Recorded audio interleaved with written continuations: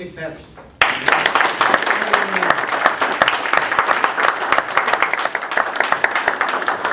Mr. Toastmaster, fellow Toastmasters and guests, I remember it very well. It was 1971.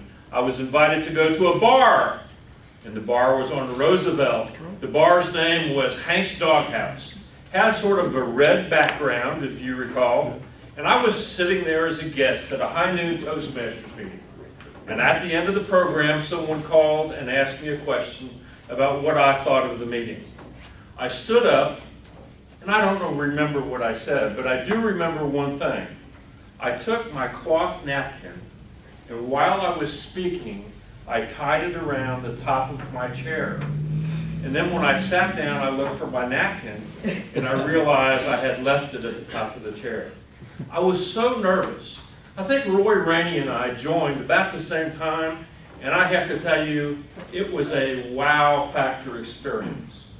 And then I remember raising my hand and volunteering for a speech contest, and I won it. And I said, wow. And then I remember Cecil Garner. Cecil Garner was a president of High Noon Toastmasters. And you know what he did, Christina? Cecil Garner had this idea that we could be the #1 club in the world. So he passed out a card for everybody that said, I will do my part to help High Noon Toastmasters become the #1 club in Toastmasters International. Everybody got a card. We had that card all year, and you know what happened? At the end of that year, we were the #1 club in Toastmasters International. I remember so many things that are just absolutely wow factors. I remember when Hurley Perkins would open a meeting and he would say, what kind of a day is it? And Richard Blaine would say, It's a beautiful day. it's a beautiful day. And we would have a meeting like that every day, that we would have these wow factor meetings. But there's other things that happen. I remember when Roy Rainey gave a talk about his tomatoes, and I said, that's a wow factor.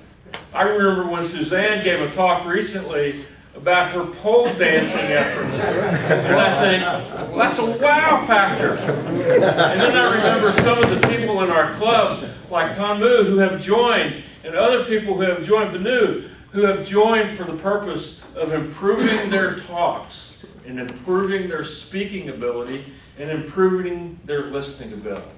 And I say, wow. I remember Mike Cobb. Now, I remember Mike Cobb for the last talk he gave, but I remember Mike Cobb for the talks on his astronomy that he likes to do. But I remember even more his race car driving, and I remember even more the fact that he likes the big band sounds. You see, part of Toastmasters is listening and saying, wow, maybe I could get interested in some of those things. And then I look at Phil McCarty, and you would think, Phil McCarty, you'd say, the wow factor is the bow tie. But no, it is good. It's cute. It's good looking. You look really cute.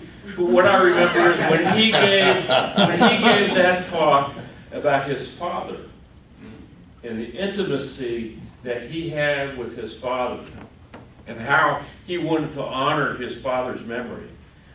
Wow factor. Wow factor. I see Dennis give a talk about his daughter and blow a kiss to her at the end, and I say, it's the wow factor. I see other people in this room who have given their icebreakers, and when people stand up and they give their icebreaker, this crowd goes nuts.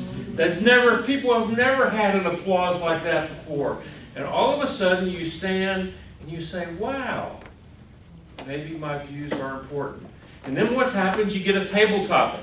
And when you get a table topic and you sit down and you say, I should have said this, you go, wow, my opinions are really important. You see, Christina, what it's all about? It's just about the wow factor. And the wow factor has to do with everybody in this room. That you be able to recognize that at every meeting, there is a wow factor. Mr. Toastmaster.